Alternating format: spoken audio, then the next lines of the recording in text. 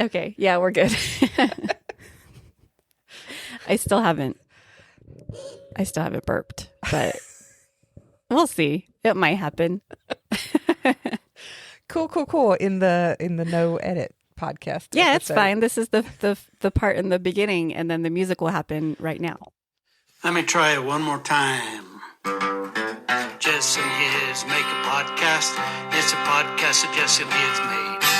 If you're listening to this podcast, yay, it's a podcast that Jess and His made.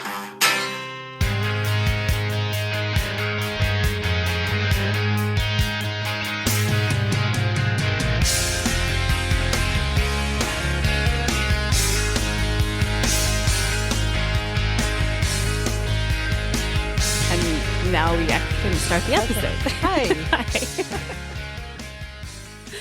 This is, welcome to our podcast.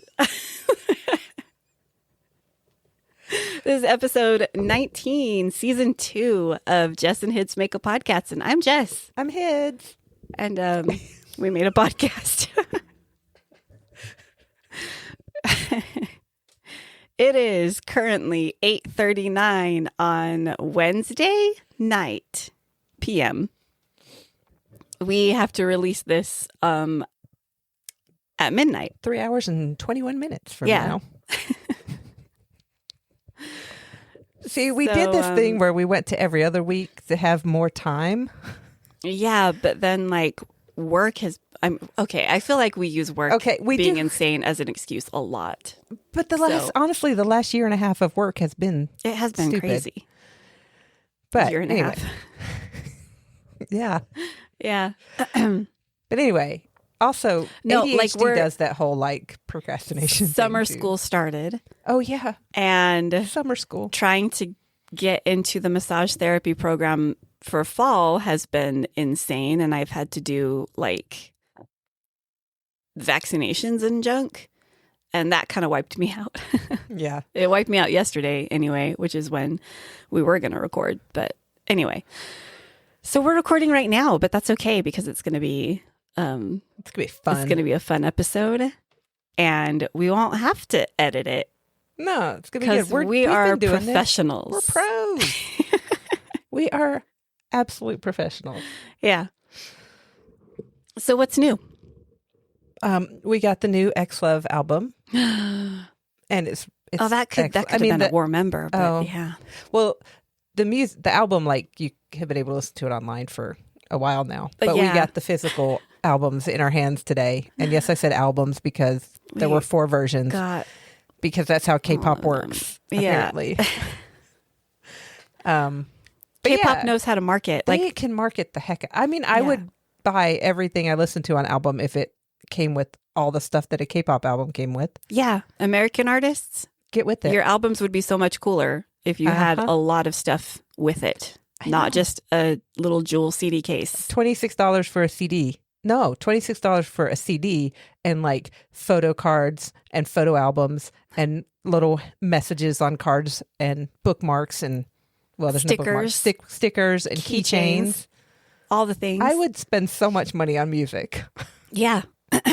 And then all 4 of the album, versions of the albums that X-Love just released, if you flip them over and put them all together, it makes a chessboard. Which is fabulous. Yeah. So we had to get the set. Because we obviously play so much chess. I literally have not played chess in probably 20 years. I don't know how to play chess. I used to play quite a bit, actually. Nerd. I know. I can't help it. I went through a phase where I played chess. I wasn't bad, but I wasn't great at it or anything. Okay. Never would have went to a tournament. It was fun. Okay. Anyway. How about that podcast? I'm just one of those people that automatically thinks people who play chess are pretentious jerks. So. Okay. Wow. Stereotype. Yeah, I know. But I can be a pretentious jerk if you'd like me to. No. I've been around enough of them, apparently. Oh, no, it's true. The people who play chess. Yeah. All the people I used to play chess with were kind of pretentious jerks. Yeah. Aw. Oh, well. There you go. The stereotype exists for a reason. Most stereotypes do. Yeah. Which I'm my sorry. topic is on I stereotypes. apologize. No, I'm just kidding. I It's not. apologize to any of our listeners who play chess. No, I think people who play chess, I mean, there is that stereotype that but also, Like, I do recognize its skill and strategy and stuff, and that kind of game intrigues me, but I have no interest in learning. So I lose the focus on it really quick. yeah. Anyway. So Good news. What? I don't have tuberculosis. Congratulations. Yeah. I was really hoping that you would get a diagnosis so we could be sent to the countryside for fresh air. Yeah. Like they used to do in the olden days. So, to clarify, one of the things I had to do to get into the massage therapy program is do a TB skin test, which is basically you go in and they inject you with something. And then you go back within 48 hours and they look at your arm where at the injection site and say, okay, cool, and sign a paper and give it to you. And apparently I don't have tuberculosis. I don't really know how any of that works. But it's probably a culture. And if it is. if it Yeah, reacts it's a culture that needs time to grow. So yeah. And if it reacts, you have it. But like, I mean, yeah, no reactions. Look, you can't even tell. You can't even see the little needle prick. It was like somewhere right there. What's going on with your other arm, though? Just your other arm is like, I showed him the wrong arm. Oh, no. I got the consumption. Oh, man. Anyway, I was just a little miffed about that because today was my return appointment and literally walked in, say, I'm here to, get that TB test read. It's a 30-minute drive. It's a 30-minute drive, first of all, because you have to go to a certain office. And, yep, the nurse came out into the lobby and looked at it and said, okay, cool, and signed a thing and dated it and handed it to me and said, I'm good to go. And I'm like, I drove 30 minutes for that on a car that really, really doesn't like to drive 30 minutes at a time. So, like, that was like an hour of driving time. My poor little car doesn't like that. Yeah. So they could have just been like, okay, we're going to FaceTime. All right, show us your arm. Okay, video. Let's go. That's good. Mm-hmm. All right. That arm is attached to you. You're not cheating on this test. Right?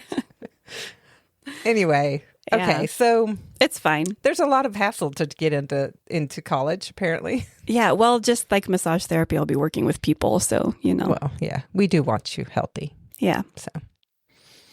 It's good. Oh, my gosh. Let's do this. Can you just cut all this in post? No, I'm not editing. Okay. What do we do now? We draw Uno cards to see who goes first. I really like the dice thing better. But yeah, here I we know. Go. Oh, wait.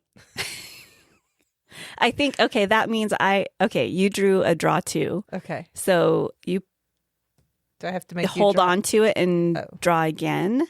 And you can play that later to force me to draw again if I draw a lower card than you. Okay. Higher card goes first. Higher card goes first. Okay, yeah. Well, I'm going to keep that one too. Oh my gosh. She just drew a reverse. Okay, I got a 7. You're going first. Oh, higher card goes first? Wait. I just said those words and you repeated them back to me. All right, I don't want to go first. I'm going to reverse it.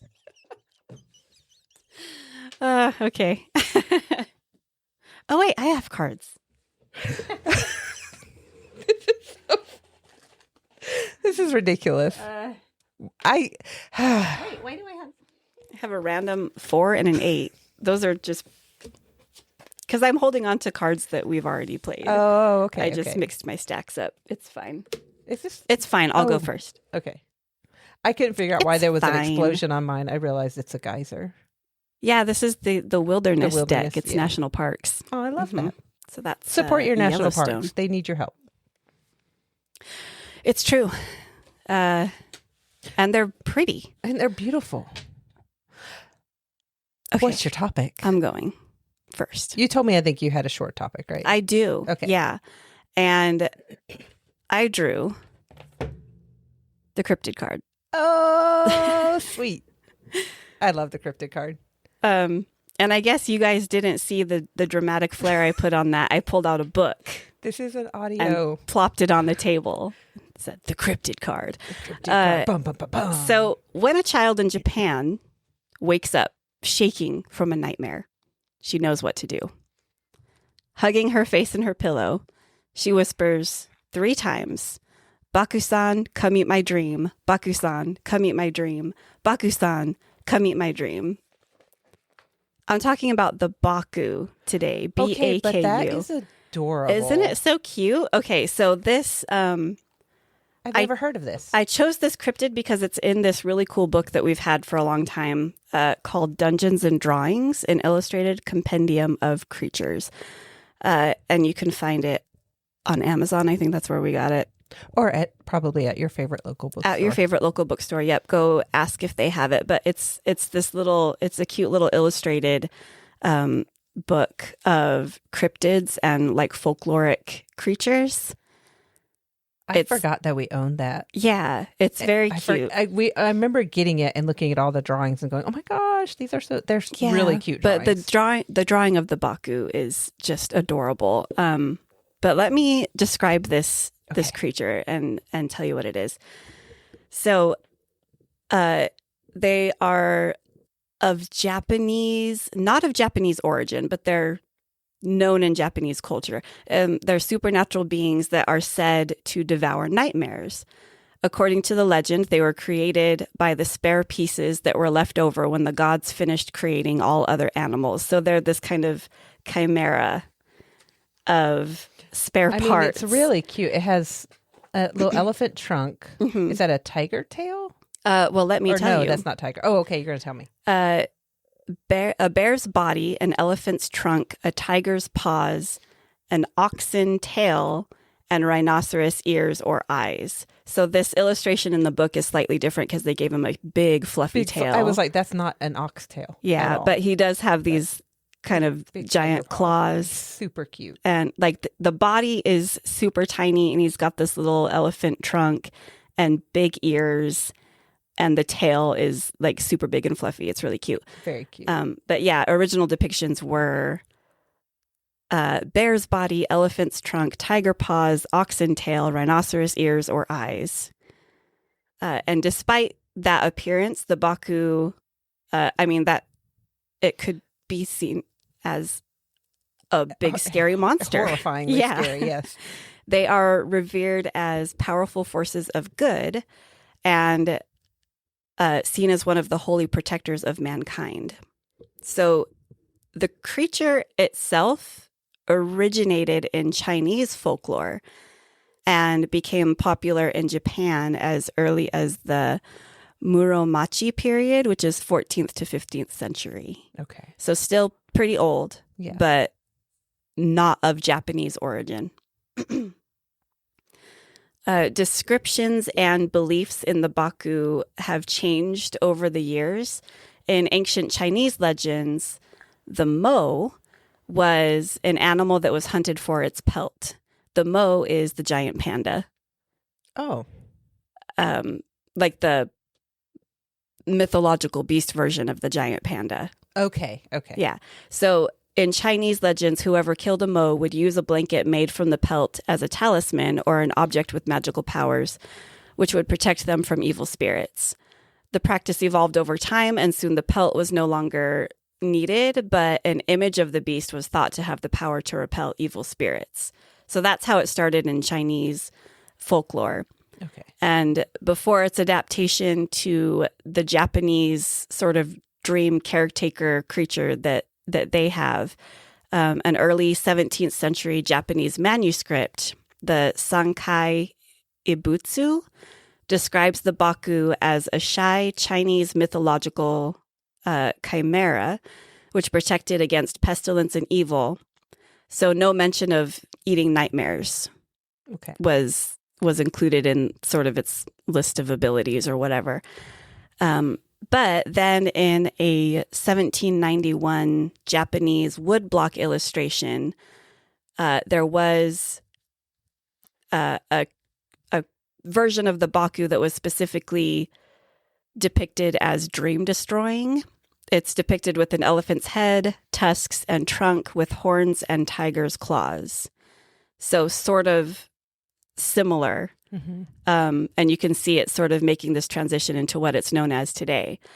The Baku's description, like the chimeric-like description, is more reminiscent of the Chinese chimera. Okay. Yeah. It's all just kind I of love like how stuff just kind of grows. It started with the mo, the giant panda, which is also like in Chinese folklore had sort of chimera-like properties as well, and has since become the giant panda. Like I should have researched that part a little bit more, the mo, M-O, but I didn't. And then I didn't do it. That's okay, though. Later in the Meiji period, the writings about the Baku had similar attributes and was also able to devour nightmares. So about that time is when we get the version of the Baku that we have today. Okay. So, like I said, the legend has it that a person who wakes up from a bad dream can call out to the Baku, but there's a risk in doing this. If you call it to the Baku, you have to do it sparingly, because if he remains hungry after eating your nightmare, he could also devour your hopes and desires. He could devour the good dreams too. And the effect would be that that person would end up living an empty and unfulfilled life. Oh. Yeah. So don't call on the Baku too much if you have nightmares. Okay. So just reserve it for the really bad ones. Yeah. It seems like if you called on him more, you would fill him up and he wouldn't take your bad dreams. Well, I think it's like how bad is this one dream that I'm going to eat? Like it has to be like something really big and bad to call him to make sure you fill him up. It's not like a come back tomorrow and I'll have more for you. It's how much do you have right now? Okay. Yeah. I'm going to remember this the next time I have a nightmare. Okay. How bad is Baku-san. Baku-san. Okay. Yeah. What is it? Baku-san, come eat my dream. Yeah. Can I be specific and say, come eat my nightmare? Will that help? I don't know. I guess it depends on how intelligent the Baku is. Or like, it might just not care. Like, I'm going to eat your nightmare, sure, but if I'm still hungry, I'm going to eat more. The rest of your dreams. I'm going to eat your hopes and dreams. Okay. Yeah. Darn. I will not do that then. Yeah. Because knowing me, I'll get that Baku who's like hasn't eaten in like a month. Starving. Like, oh my gosh. I'm so hungry. Oh my gosh. Someone called me. Let's go. Okay, so by the turn of the 20th century, it was pretty common for children in Japan to sleep with the Baku talisman by their bed. Children suffering from nightmares were told to wake up and repeat the following phrase 3 times, Baku-san, come eat my dream. On speaking the words, the Baku was believed to enter the child's room and devour the bad dream. And so the kid could go back to sleep and have, I honestly nice, think, peaceful though, time. like, how smart is that of the parents? Like, yeah, just like if you wake up from a nightmare, just call the Baku. Do this. He's going to come eat your dream and you Not go us. right back to sleep. Yeah. Don't wake mommy and daddy because we worked really hard and we're tired. Yeah. Here's a glass of water. And you have to do it quietly too. Whisper it into your pillow. That's where the Baku-san lives. Yeah. No, but I'm totally not making fun of culture, but I do think like I always try to think of like where things come from and like the where usage, the folklore originated. Yeah, and I'm like, this is like a really good thing for like this is something I would come up with as a parent. Okay, but when you have that dream, you cannot wake me up. Yeah, because I do not like being awakened. There's a celestial creature who will come and eat your bad dreams for you. So go talk to them, not me. Love you. Good night. The Baku can also be summoned for protection from bad dreams prior to falling asleep at night. Evil spirits and yokai, which are Japanese like demons, ghosts, all the bad legends, they fear the Baku and flee from Baku inhabited areas. Oh. Because of this, health and good luck follow Baku wherever they go. So they're these like kind creatures, but also just very hungry apparently, which like same. Yeah, I'm nice, but I also get hungry a lot. Yeah. So Yep. And then I forget to eat. And then I get hungrier. Yeah. I forget to eat still. And then I really want to just eat somebody's hopes and dreams because then I just get really, really pissy. Wait, does the Baku just have ADHD? Maybe. I forgot to eat. Oh, no. Oh, crap. Yeah. I think that's ADHD Baku. Yeah. I love it. Yeah. So today, and actually, well, throughout Japanese history, actually, the Baku's written name and image have appeared, have been used as symbols of good luck in talismans and charms, and can kind of be seen all over the place. In the old days, it was common to embroider the kanji for Baku onto pillows. Kanji is Japanese characters. Yeah. It was common to embroider that onto pillows in order to keep away bad dreams, which, like, I want to do that now. I want a kanji, the kanji for Baku embroidered on a pillow. Okay. It was also commonly carved into the pillars above temple doors and on the columns supporting the temple roofs. And they are one of only a handful of holy creatures honored in that manner. Oh, wow. Yeah. Okay. The temple thing, probably not the pillow thing. Yeah. I got you. Yeah. That makes sense. That's kind of cool. And now today you can find modern representations of the Baku in a lot of places, including Japanese comics. Occasionally, the Baku is shown in a form that represents a tapir. Oh, I love tapirs. Yeah. So, like... I had a tapir my hand at the zoo the last time we went. Yeah. It was And then I realized cute. I was like, oh, there's a sign like 10 feet away that says do not put hands here. And I was like, but it's so cute. It's so cute. The tapir. Okay. Neat little thing. Fun little thing. I almost said fun fact. Couldn't remember what we say instead of that. Neat little thing. The word Baku now means tapir. Oh my gosh. So no, it doesn't mean tapir. Like, that's not the literal translation, but the Japanese call the tapir Baku. Like, that's their word for it. I mean, to be fair, the tapir looks like he has an elephant trunk and rhinoceros ears and an oxen tail. Yeah. Some academics have hypothesized that the mythological creature was inspired by a now extinct species similar to the Asian tapir. Oh. And so now in Japan, the term Baku has two meanings. One is the mythological creature, and one is the tapir. Aw. I freaking love tapirs. Yeah. Okay. They're adorable. They're super cute. Super, super cute. Yeah. And I want one. Yeah. Can we get one? Is it legal? Probably to not. own one. Not in our income bracket. No. Oh, yeah. Yeah. If we're in a different income bracket. I mean, it's almost illegal to own as many cats as we do in our income bracket. If we're going to pull finances I don't know if it's it. illegal. It's just not smart. That is true. They're all well cared. They are all well cared for. They are. And we spend more money on them than we do on ourselves. It's true. Yeah. They have their own credit card. So they really do. Sad. But they don't have jobs. Yeah. So if anyone would like to hire our cat, a very nervous looking little calico who keeps trying to drink my water out of my cup. Oh my gosh. She's so cute. Okay, yeah. Sorry. She's good at drinking water out of cups. Yep. Only ice water. Yeah. Sometimes soda. She does like soda. Oh.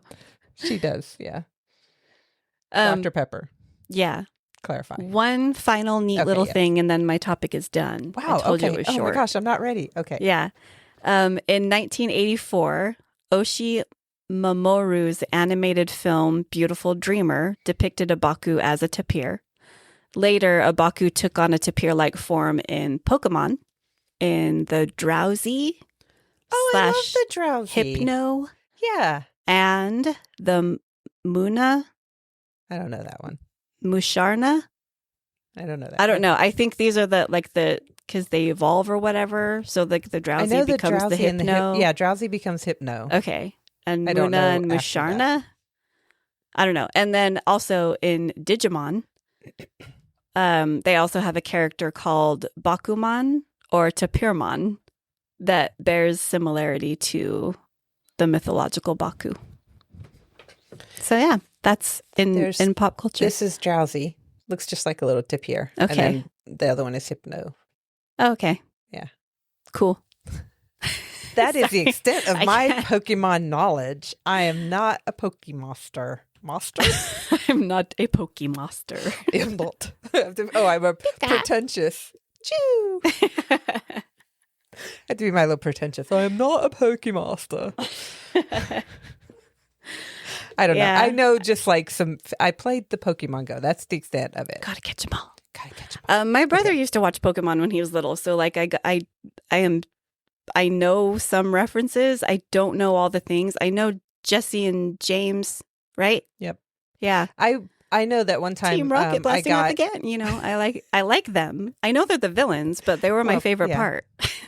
They were the coolest. I know that one point I can't remember how I got it.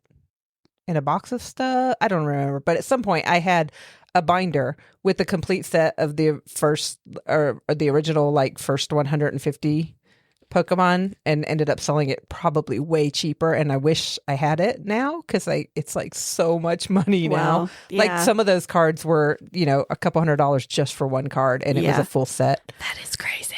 It's stupid. Yeah. It's so stupid. It's hey, I won't judge how people want to spend their money because we bought 4 K-pop albums that are never going to go up in value. Same songs. I know. I know. I mentioned there are 4 different versions. The songs are the same. Mm-hmm. It's just the packaging that's different. Mm-hmm. Yep. No, I'm not. Spend your money how you want to spend it. You earned it. You went out and you worked and you can buy yourself nice things that you like and that bring you joy. Yeah. I mean, I used to collect comic books. I used to collect cards and stuff. Like, yeah, I spend money on stupid stuff. Yeah. I'm like, I spend so much stupid stuff. It's ridiculous. I need to stop. But yeah, if you like Pokemon cards and they make you happy, do it. And if you have nightmares about spending too much money, you can call on the Baku to come eat them. Just make sure you don't get the really hungry one. Yeah. Because then he'll steal your hopes and dreams as well. Yeah. Baku-san. I love that.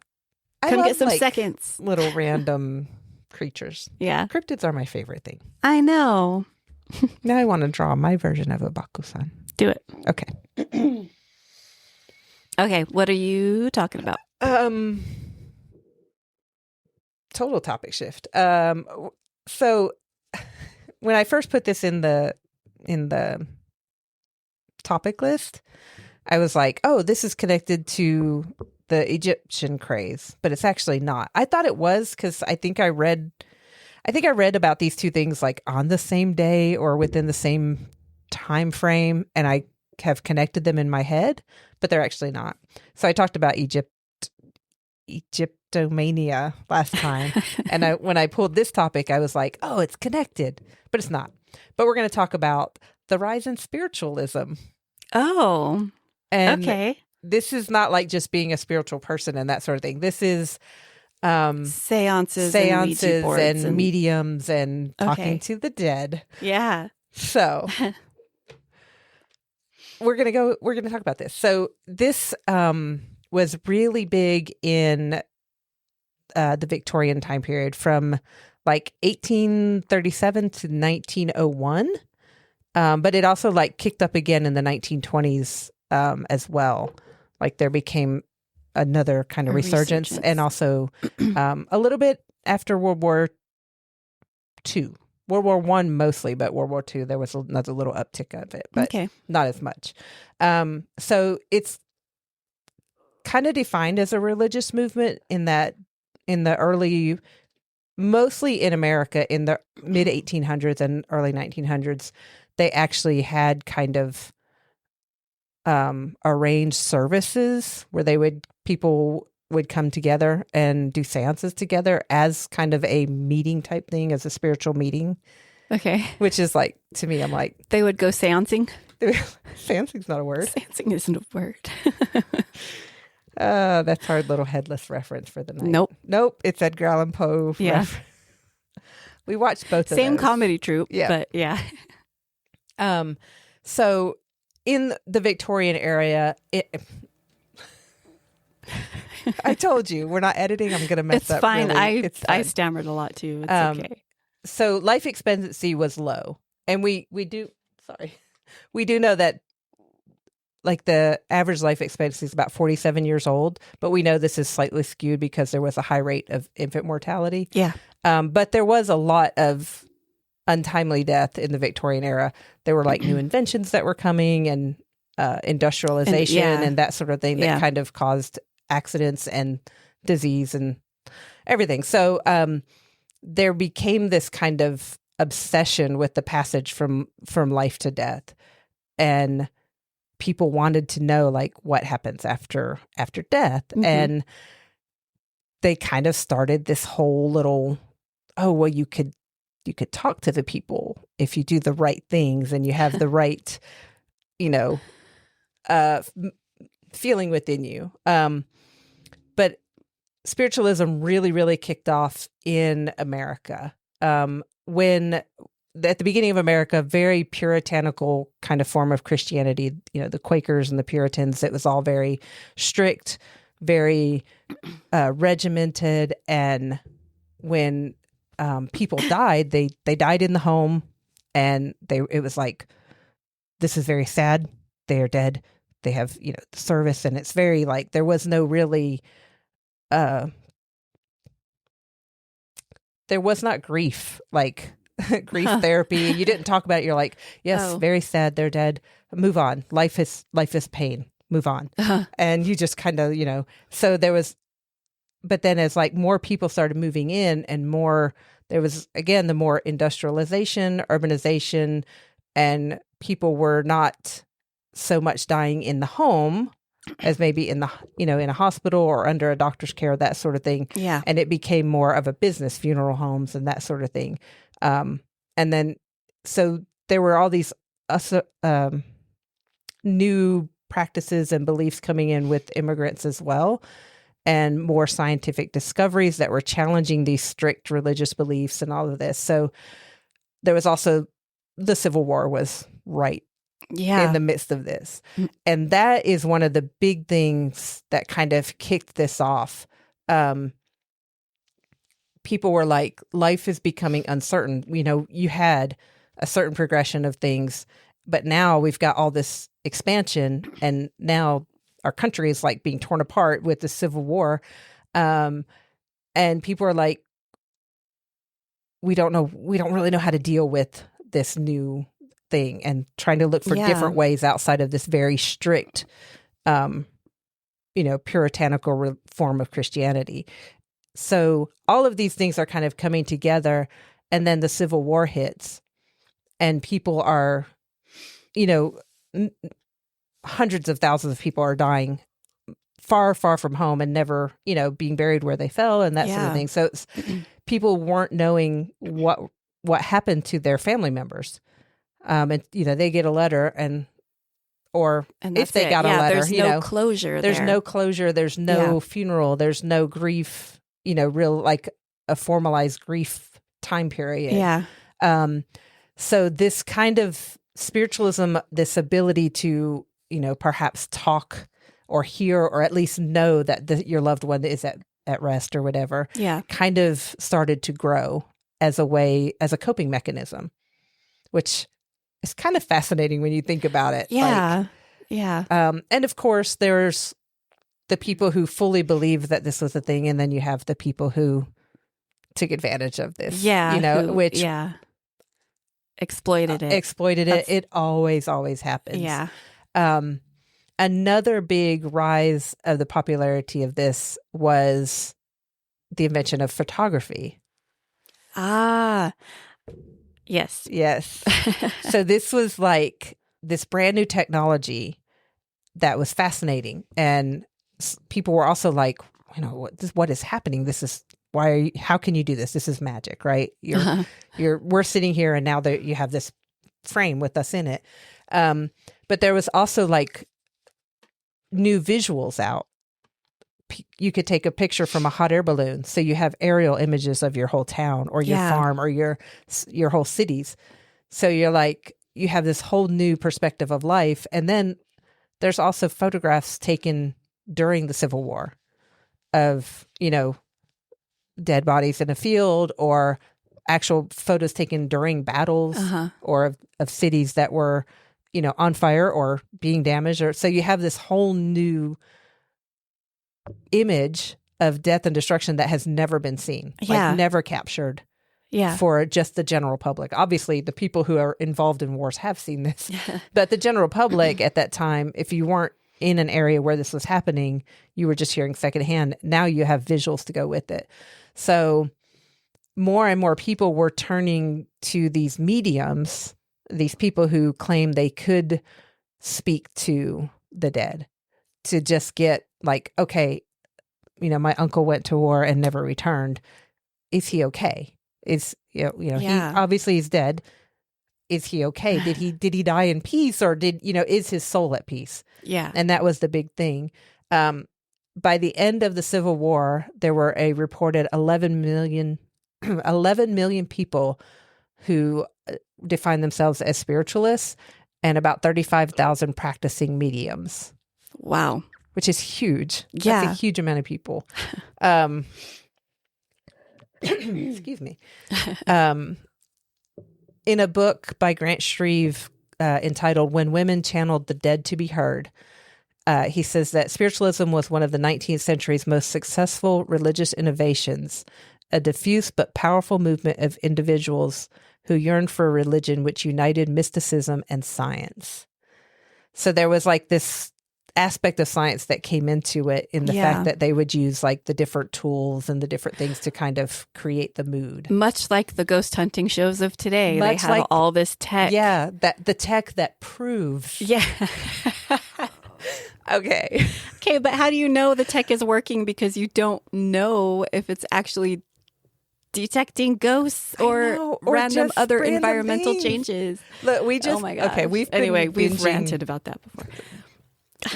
Every season of Ghost Adventures, which hilarious. Yeah, it's hilarious. We've seen all that. They're like, we have this tech, and it proves, and I'm like, well, that term you're using, milligals, my favorite term. That's this is 10 milligals. All words are made up, but that is like that's not a scientific measurement. Yeah, like your machine is obviously reacting to something. It's not a ghost, man. I'm just like, oh my gosh. But you know what? It's fun to watch. It's hilarious. I love Ghost Adventures. Oh my gosh. Did you see the museum is hiring? Zach Bagan's museum. Oh gosh, no. Social media.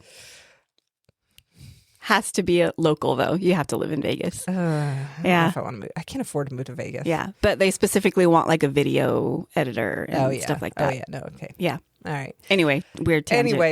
So if you're a video editor and you live in Vegas, the Haunted Museum is hiring if you're into the paranormal. Yeah, thing. go meet Zach. Good luck. Yeah. Godspeed. I have lost my space in that little tangent. So in Encyclopedia Britannica, it says a core belief is that individuals survive the death of their bodies by ascending into a spirit existence. And the condition of that spirit existence is directly related to the moral quality of their human existence. Communion with the spiritual world is both possible and desirable, and spiritual healing is the natural result of such communication. The spiritualists understand God as infinite intelligence. So there is like, if you led a really good life, you have a good afterlife in the spirit realm. So it's interesting, because everyone has their own beliefs on what the afterlife and how that. I'm not challenging that. I'm just finding this fascinating. Yeah. On how I like learning about other beliefs. I love learning about I stuff. have my beliefs. Yeah.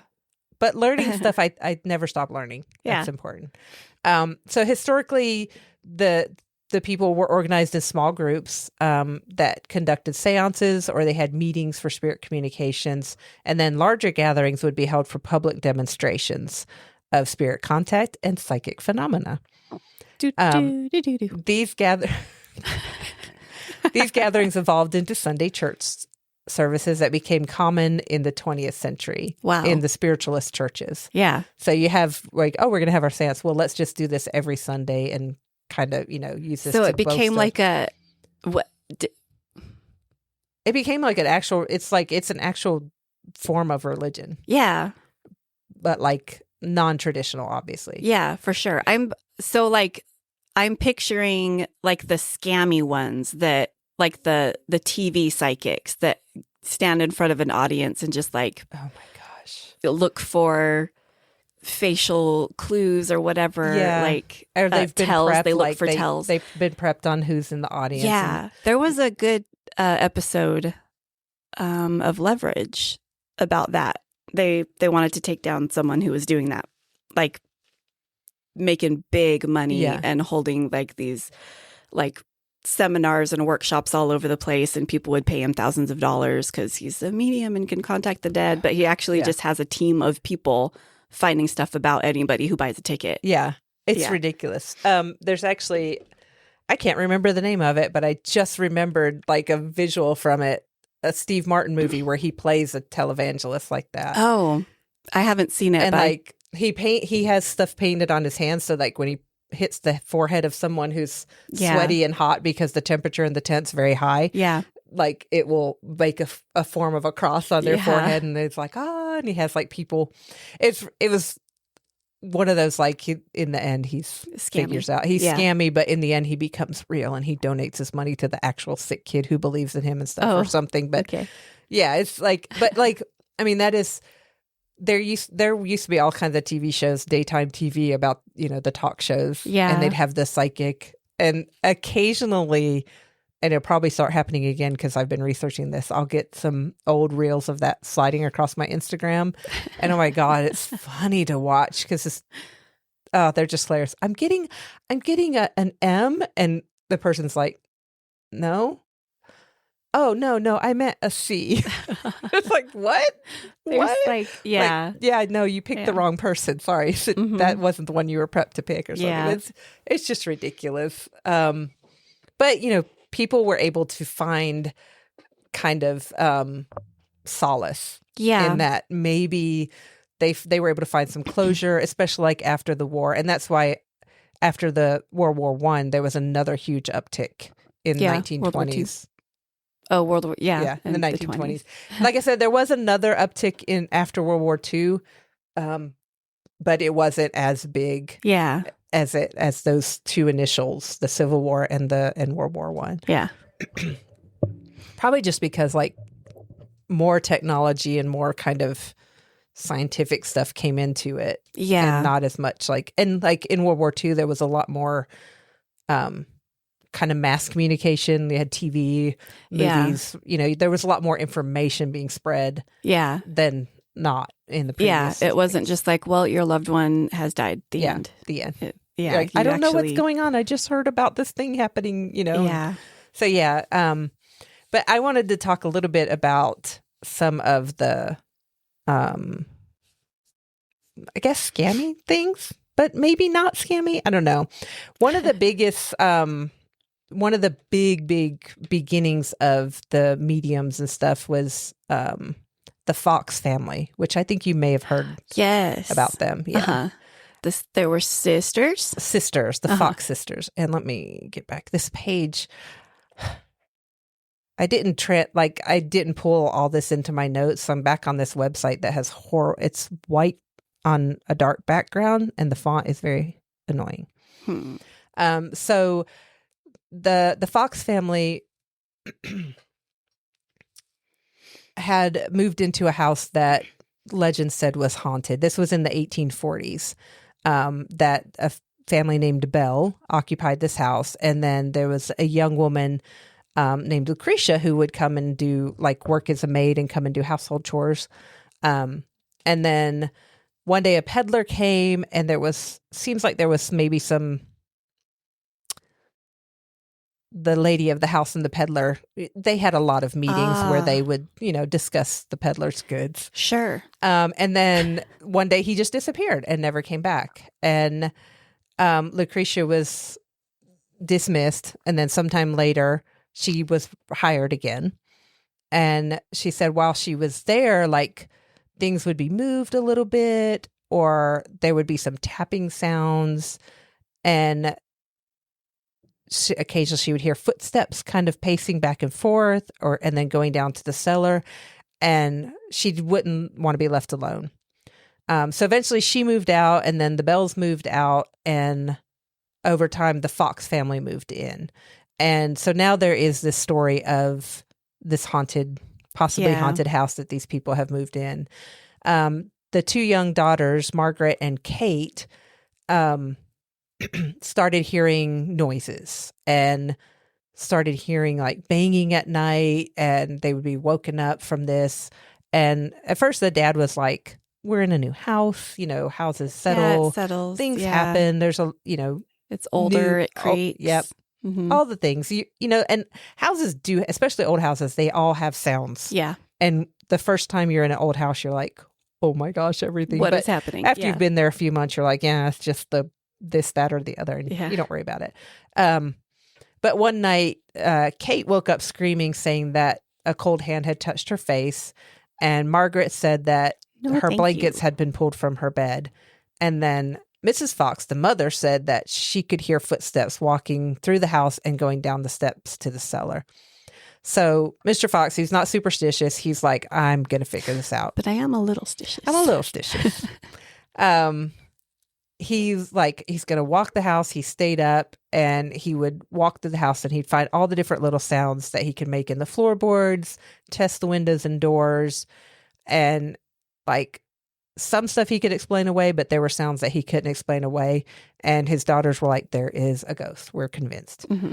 And then one night he was doing his nightly ritual of investigating the house, and there had been a tapping sound that had started.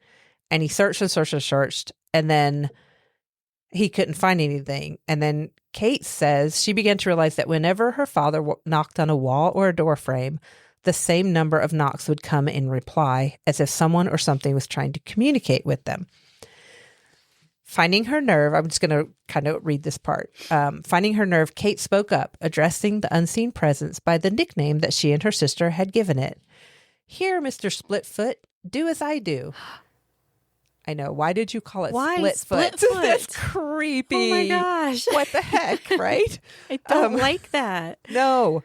Think of better names. Yeah. She clapped her hands together 2 times, and within a few seconds later, 2 knocks came in reply, seemingly from inside the wall. She followed this display by rapping on the table, and the precise number of knocks came again from the wall.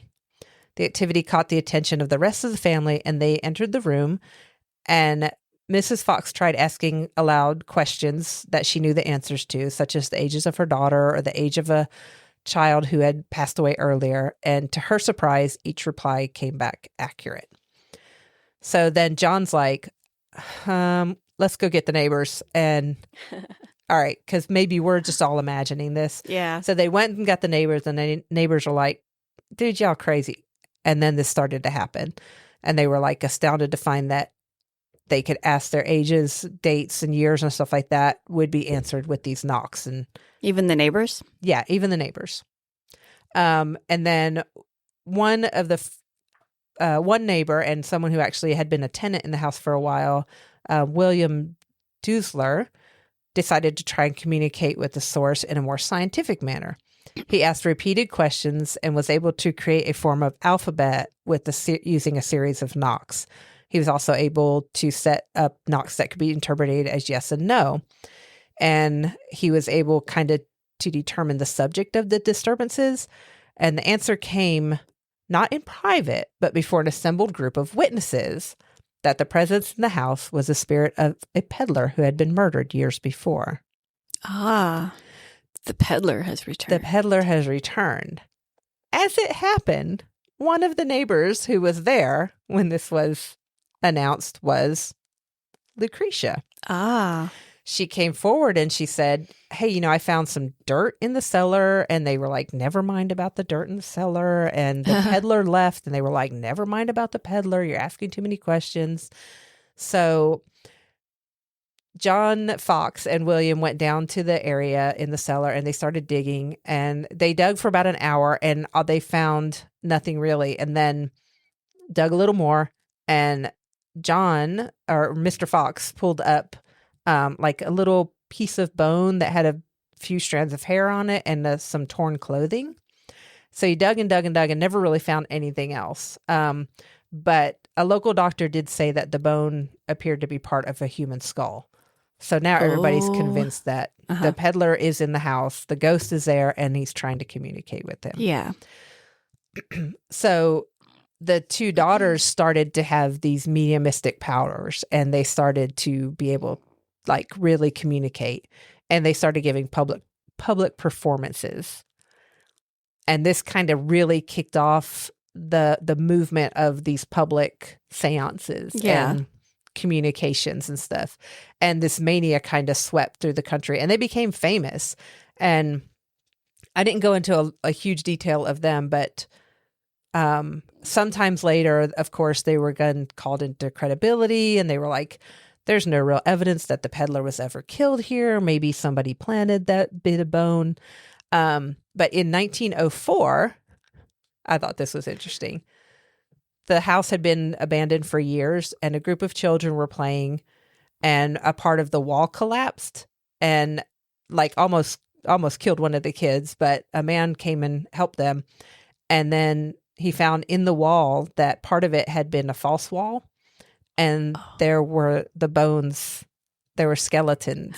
There was a skeleton in the wall with a box that were similar to ones carried by peddlers. Wow. In the 1840s, which I'm just like, so there was some truth to it. A portion of the man's skull was missing. Wow. So is creepy. You have to wonder, but then also like, well, could they have planted the bones later? Yeah. Could it have all been done? Because they became famous and they were making money and drawing crowds that numbered into the thousands. So it was very big, a very big deal. Is it possible that they discovered the skeleton, walled it up again in order to capitalize off of it? There is a theory. There is a theory that could have been, but the skeleton wasn't discovered until after they, like, the whole family had either moved or passed away. Yeah. So either like their fame faded before they could reveal the skeleton, or I guess why wouldn't they reveal the skeleton? If they had planned. So like, it's kind of in the air, like would they have planned it? Or was it just a coincidence? Was it just a coincidence? You were right. The peddler got murdered there. Yeah. Like you hear stories and then you start kind of thinking, oh, what was that knocking sound? Oh, what was that? But like, I'm always curious because like a lot of these mediums and people who would contact were proven to be false. Yeah. And someone who did Thanks that. to Houdini, right? Harry Houdini. I was just going to bring him up. Your mom actually sent me this article. And it's basically, you can find this on in the Library of Congress. Oh. And I'll drop the link here. Hollywood Houdini and the Hollywood Houdini and the what's the October holiday? Halloween. Halloween. Thank you. Oh my gosh. I kept wanting to call it Halloween. Hollywood Houdini and the Halloween seance of 1936. Okay. Wow. Halloween. So we all know like Harry Houdini is the master magician. Like he was known for his magical feats, his escape techniques, and all of his wonderful things. He was also like, okay, I'm either going to prove that these mediums are fake or I'm going to prove that they're not. And like his goal, he had people who would go into towns, check out the mediums, set up an arrangement, have a seance with them and report back to him. And then he would go, or he would sneak in undercover, or he would look for ways to trap these mediums. And he did a lot. Because I think I'm fascinated by this because I've heard of this before. I think they did an episode about it, and that's why we drink. Mm-hmm. And I think that this could be one of our topics too. Harry Houdini, but specifically his work to expose the fraud mediums. He was all about this. Yeah. I love it.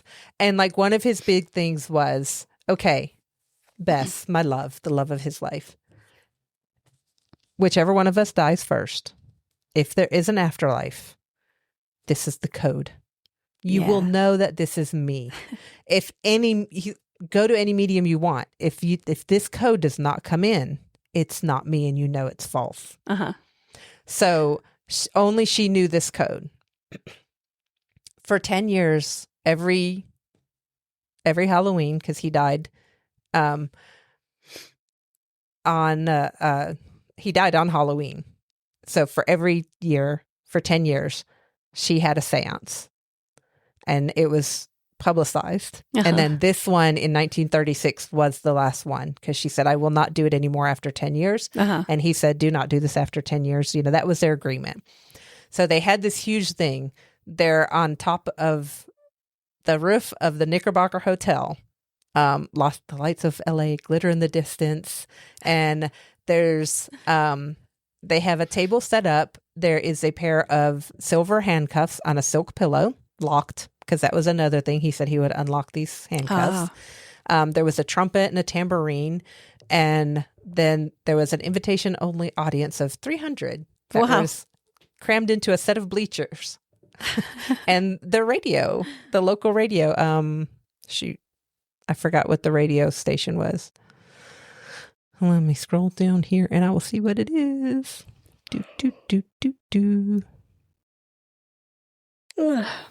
Sorry, I would have filled the silence, but I just yawned. That's not a reflection of what I... No, I was yawning during yours too. Yeah. I was just oh, I'm so sorry. I can't remember. It was a radio show. But there was Charles Frick, who was judge of the California High Court. There were journalists. There was the past president of the California Spiritualist Organization, several other magicians and seers and mediums, and they all sat and they were going to attempt this. Sorry, she's about to walk on my computer. So she almost walked on mine. So, he made this pact with his wife that this was the code. I would unlock these. I'll unlock these handcuffs, and I will give you this code word. So, just one word, or was it a phrase? It was a phrase. Okay. So the code word was, their secret code word was Rosabelle, and that would be followed by the phrase: answer, tell, pray, answer, look, tell, answer, answer, tell, and that was a shorthand used between them when they were on stage together, and in their code it spelled believe. So that was something that only the two of them know. It wasn't shared with anyone else. There had been, after his death, spiritualists and mediums across the country were oh, Houdini contacted me. And in Chicago, his ghost supposedly went into a room. And in Kansas City, the ghost wrote a letter. In New Zealand, it drank a cup of tea. He's not there to prove him wrong. So exactly. Except, none of them gave the code. Yeah. And his wife is well, if you don't have the code word, this is not Houdini. You're making this up. She's so they conducted this ceremony. They had the whole thing. And there was, this guy delivered this 10-minute speech on Houdini's career. And then he gave a prayer. And then I'm going to read this last part because it was the end of it. He says, "O thou disembodied spirits, those of you who have grown old in the mysterious laws of spirit land, we greet thee. Houdini, are you here? Are you here, Houdini? he said, his voice rising. Please manifest yourself in any way possible. We have waited, Houdini, oh so long. Now is the night of nights. Speak, Harry. And then Pomp and Circumstance followed the song. That was stage music that Houdini had always used for his opening and closing of his shows. And then the group waited for contact. It never came. The last part of the seance played to the radio audience, and Bess announced, Houdini did not come through. My last hope is gone. I do not believe that Houdini can come back to me or to anyone. It is now my personal and positive belief that spirit communication in any form is impossible. I do not believe that ghosts or spirits exist. The Houdini shrine has burned for 10 years. I now reverently turn out the light. It is finished. Reverently? Reverently. Reverently. Yeah. It is finished. Good night, Harry. And then it ended. In the Library of Congress, you can go to the Rare Book Division and you can hold a documentation of the event, which includes the radio script, which once you read the radio script, it becomes clear that the entire seance was scripted beforehand. Oh, okay. Yeah. It is replete with speaking instructions such as pause, speak slowly. Oh my gosh. It was all show business. But isn't that kind of the perfect thing for Harry? Yeah. Yeah. I thought it was cool. Yeah. But in 1943, as she grew close to death, Bess recalled her decade-long vigil. She said she wasn't sorry she had stopped. 10 years is long enough to wait for any man. And I kind of love that. I like that. But I love that little, your mom sent me that article the other day, and I was like, that's cool. I like that. So I just wanted to tack that in. That is cool. But yeah, I would love to do a deep dive into Harry Houdini, because I am fascinated by the sleight of hand of magicians and that, like, I know all of that. All of it. I'm just like, I know how you did that, but I don't know how you did that. Yeah. How did you do that? Like, I was watching your hands, you know. It blows my mind. And like his, ability to get out of straitjackets, and it's just fascinating to me. Yeah. All of that is fascinating. Yeah. And now I want to go watch The Prestige. That's such a good one. It is really good. I love it. I like that one. Yeah. So yeah, there was like, I was telling you when I was doing this research, I was like, oh man, I could talk about this. And there is a lot more, because I could go into in depth in like a lot of the different, the deeper beliefs and techniques that were used and stuff. But I just kind of wanted to stick to not dragging this out for 3 hours. And not like getting too deep into like real beliefs and stuff, because people believe this. This is like their form of faith, and I'm not going to trash on that. Yeah, I do actually feel bad, because you were talking about how it had formed like a religion, and then I immediately went to the scammer side of that. And like I wanted to interject at some point and say that, like, I'm not saying that all of it is a scam. Yeah. Like, well, I mean, that's like, just where my mind went when you said like they turned it into a regular Sunday meeting sort of thing. Yeah. Yeah. So it's, I don't know. That's what I associate with mediumship, is all the scams, because that's like in pop culture. If you have a story about a medium, it's going to be a scam. Yeah. But unless it's an actual like ghost story. Yeah. And I think like there are stories of like the Fox sisters who became incredibly popular, and they charged money for this, you know, and they're like, well, is this, I get like if you are doing a thing and people are coming to watch you, well, now it is a job. You want to be recompensed for it. I get that. But yeah, it's not for me. I'm just going to go with that. Like, no, like I have my beliefs about the afterlife or what happens at death and that sort of thing. And that's fine. But I always am fascinated reading about stuff like this. Yeah. And it seemed like from the mid 1800s to the like early 1900s, there was just like people went, like there were crazes that happened. Yeah. And it's just fascinating to me to you know, like read about those, that time period. But it makes sense that that's when the rise happened, like Civil War era.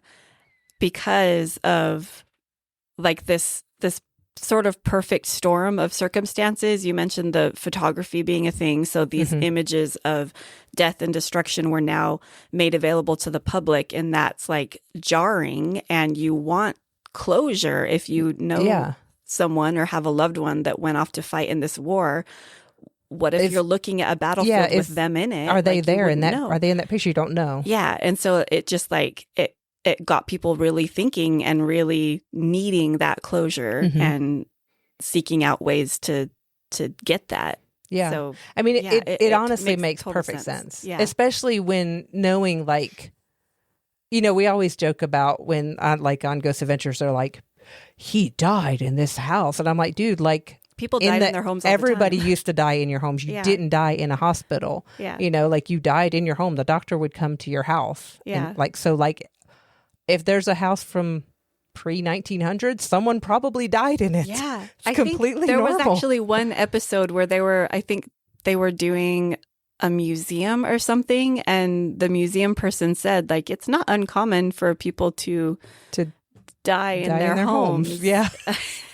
And they just kind of breezed right past it. And they were like, anyway, tell me about anyway, so somebody died here. Like, it happens a lot. Died here a lot. Yeah. But like, for the Civil War, like, people were not dying at home anymore. Yeah. They were dying far away in unknown circumstances. So, yeah, looking for that way to have that closure. And, you know, like, even grief therapy is new. Yeah. You know, talking about grief, talking about your feelings when someone dies is new. You know, even like, we didn't really talk about people who died when I was a kid. Yeah. You know, like it was like, oh, that's very sad, you know. Okay, but you're going to school tomorrow. It was like, okay. You know, like it's just kind of a weird, you know, you just didn't have like, how are you feeling about this? Or, you know, what do you, and like, I'm not saying like my parents did talk a bit, but it wasn't like, you didn't just sit down and kind of work through the stages of grief. Yeah. You were just like, okay, life goes on, you know, that happened, life goes on. And you're just like, okay. So like, it is like a whole kind of interesting, like, I wonder if that would happen now. Yeah. You know, if it had never become a thing then, would it become a thing now? It would be interesting. Yeah. To know, like, it's like the whole we talk about this all the time. Psychology is fascinating. It really is. And it just like, especially the psychology of like groups of people and how things shift depending on technology or innovations and stuff. Like what's that little spark that takes an idea into like a full-fledged craze? Yeah. Like, is it a perfect storm sort of thing, or is it just like one famous story that I guess went viral? It went viral. Term. Yeah, that's a perfect term. Yeah. But yeah, it's always fascinating. Like thinking, like I mentioned about the photography, we're so used to Google Earth. Yeah. I mean, we're so used to pictures. I have 27,000 photos on my phone right now, you know, and like, I remember the Edgar Allan Poe episode. He was like, oh no, my wife died. I don't have a picture of her. So he had to have a picture painted of her, you know, after she died. He didn't have any pictures of her. Oh, yeah. Yeah. Which is like, I totally forgot about that part of it. Right? Yeah, it's hard to comprehend that you don't have 20 pictures of your wife. What are you doing? Yeah. It's like your partner or anybody's like, what? How do you?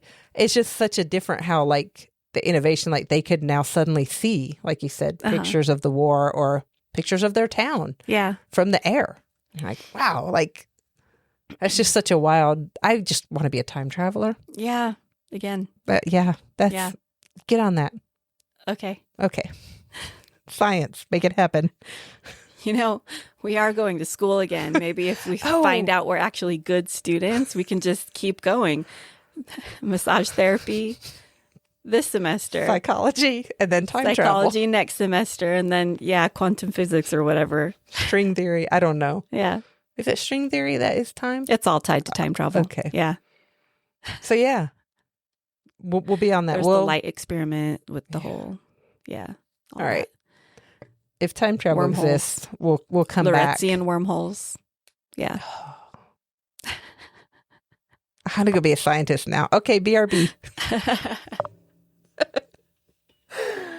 So that's it. That's my little I'm not gonna say deep dive. I'm gonna say a toe dip into spiritualism. But you got like the whole big toe in there. I did. I got like 3 toes. That's cool. Fun. I think that was one of the first topics we even put on. Yeah, it was way up at the top of the list. Yeah, it was cool. Yeah, I think that's fascinating. I love crazes. Me too. They're crazy, wild stuff, man. I keep thinking about possible episode titles for this. Baku-san. Can you hear me? No, wait. No, I don't know. Is that you, Houdini? I don't know. We'll come up with something. If you have an idea for the episode title, text us really quick. Okay, we'll wait. Thank you. That was a good one. Has to be released in 2 hours. That was a good one. No, that was a good one. They gave us a good one. Thank you. Thank you to whoever just texted us. We'll credit you in another episode. We're supposed to give Liam a shout out. I was literally just going to say we have to give Liam a shout out. Liam is my nephew and he just wanted a shout out. Yep. So hi Liam. Hi Liam. You're probably not even going to listen to this. I don't even know if you listen to this podcast. You just wanted a shout out. So like okay. Liam, if you listen to this, I'll give you $1. Oh yeah, he won't let you forget that. I know. Okay. Don't anybody tell him I said that. He has to listen. Yeah. He has to hear it. He has to hear it. From whatever electronic device he's listening from to his ears. Yep. From our mouths. Wait. From our mouths to the electronic device to his ears. All right, let's wrap this. We have lost it. We've lost our brain. We can't wrap it yet. Oh, why? Oh, we got to draw cards. We got to draw cards and we have to do warm embers. I think I was going to say something, but I forgot what it was. That's okay. How about the usual spiel of if you would like to support our show, we would love you forever, especially with both of us going into school. We're kind of like panicking over finances because going to school means we can't work all the hours that we've been working. So support our show. You can find us at patreon.com/jessandhids. You could also go to jessandhids.com and there's a link to our Patreon page there. If you want to join our Discord server, it is free to join and Discord is free also. Like you don't have to like sign up for a Discord membership and then join our server anyway. The link for that is also on our website to our Discord. We also have special channels that are for patrons only. So if you do want to actually become a paid patron, more channels and perks will be unlocked for you. And I highly recommend because we have fun. We do have fun. Yeah. I have art live. I'm saying tomorrow, but it'll actually be today when this podcast is released. The day this podcast is released, there's going to be an art live. Meaning Hids is going to go live on Patreon and do some art. Yeah. I don't know what I'm going to do yet. We'll figure it out. That's what we always do. Oh, I might do one of my school assignments. Both taking art classes? Yeah. That could be interesting. I haven't even looked at the assignments. I only know because you've told me. I've done one of them. I have to do the rest. Yeah. The other 2. They're not due till the 15th, though, because... That's Monday. Okay. If the portal for uploading them to the website is actually in place on Monday. If that's going. Okay. Yep. So, okay, I have the cards spread out. Do you have a warm member you want to talk about? How do we do cards this? Cards first, then warm member. You should just write it down. Okay. Did you draw? Mm-hmm. Ooh. Okay. I also, yep. Cool. I like mine. You're supposed to like have a reaction. Otherwise, what's the point of doing this while we're recording? Okay, my initial reaction was, I have no idea what this is. And then while you were drawing yours, I was like, oh, I remember what this is now. Okay. So, yeah. Okay. I'm excited about mine. I am excited about mine. It's going to be fun. Yay. Okay. Warm members. Okay, my warm ember is our 2 new coworkers. Oh my goodness. Well, one of them's not really new, but she's working daytime hours now instead of just the afternoon. We actually see her for more than 5 minutes a day. Yeah. No, the past 2 weeks have been really nice to have competent coworkers. It really, yeah. And they both listen. So thank you guys. Thank you, Camry and Hayden. Shout out. Shout out to Camry and Hayden. To both of you guys. Yeah. And they freaking both listen to the podcast. Yeah. So shout out. Thank you for that too. You don't have to do that. This is awkward now. I know. Please don't talk about this when you hear it. I'll have to go hide in the boiler room. Oh, man. No, but that I was sitting here thinking, I was like, do I have a... And I was like, oh my gosh, yes. They're fun to work with. They're competent. They do their work, and they're both learning quickly and picking things up. And yeah, it's just nice. It's been nice. Yeah. The past 2 weeks, like we said earlier, have been crazy busy. Yeah. And it was nice to not just be swamped. Yeah. I was stressed about having to train people, but they've been really easy to train. Yeah. And it's been nice. So yeah, that's my warm ember. Sweet. My warm ember, we went and visited with my mom for a little bit tonight. And then my sister-in-law came down and we chatted for a little bit. And it was funny because we were talking, we started talking about K-pop, about X-Love, because like we just got those albums today. And my mom does not care, but she humors us and started asking, what other K-pop bands are there? And we there's so many K-pop bands, but we only listen to 3. Yeah. And then a handful of other songs from a handful of other bands that we had to think about, who are they? What are they?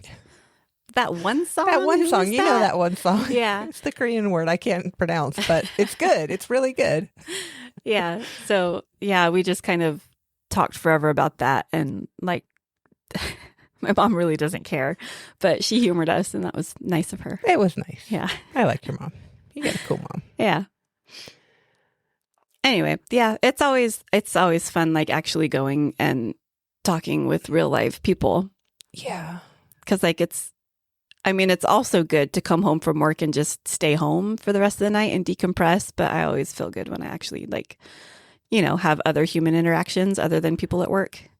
So and me. Yeah. Yeah. No, I get it, because I also am don't like to go out and really socialize. But you will be like, let's go. And I'll be like, okay. And I always have a good time. Yeah. You have a fun family. So that helps. Yeah, it does help. All right. Tell us your war member. We'll wait. Text us. Yep. We got time. do. Or just email us at jessandhids@gmail.com, or get in our Discord server. We have a whole channel dedicated to war members. Yes, we do. Or if you know us, just send us a message and tell us about a war member. I would love that. I love when people tell me good things. Yeah. Our war members channel in our Discord is one of my favorite channels. I know. It's very cool. Also, if you feel like you need a war member, if you're having a kind of a crappy time and you want someone to send you war members, you can get in our Discord channel and people will get in there and cheer you up. Yeah. They'll shower you with cute animal pictures or gifts or whatever you need. Yeah. I love it. Encouragement, comfort, anything. We're all pretty cool. Yeah. I love our little community. Yeah, me too. It's fun. You should join us. Yeah. Okay. We're going to wrap it up. This is a shorter episode. It's okay. It's about an hour and 18 minutes long. Okay. Well, it's not bad. Yeah, hour 20. Yeah. Should we riff a little bit longer and drag this out? Also, if you like, I will say, if you like listening to people play kind of easy, simple D&D, we have another podcast. Oh, yeah. Let's do a plug for our other podcast. It's called A Tale of Two Kobolds. And it's about two little kobolds who were with an adventuring party and got separated. And it's the story of them finding each other again. Yeah. And, they're best friends. I'm having a lot of fun. Yeah. I'm DMing the next episode, so I need to figure out what Little Bang's going to do. Yep. Yep, you do. And then I need to figure out what Fizz is doing next in August. Yep. But yeah, that these podcast episodes is just once a month. Yeah. On the first of the month. Yeah. So it's really not going to take long at all to get caught up. Nope. We only have 4 episodes out now. 3. 3 yeah. Episodes. There's been 2 Fizz and 1 Bang. Yeah. So, yep. It's a lot of fun. So if you like that sort of thing, or if you've never listened to anything and you think you might like it, you can come listen to us. Oh yeah. That's like fun. If you've never, if you don't know D&D, it might still be fun to listen to. I don't know. Maybe. It is. If nothing, you could just chuckle at us trying to do voices, character voices. Gosh. That's always fun. Yeah. Yeah. I think it's hilarious that for a hot minute I was like, I'm going to go into voice acting. Yeah, same. I was like, oh wait, no, I only have the one voice. Yep. But we have fun with it, and that's all that really matters. Yeah, just I like it. It's fun. Anyway, A Tale of Two Kobolds, you can find it everywhere you can find this podcast. So, yeah, we're out there. Yay. Yay. Thank you for listening. Talk at you next time. Bye.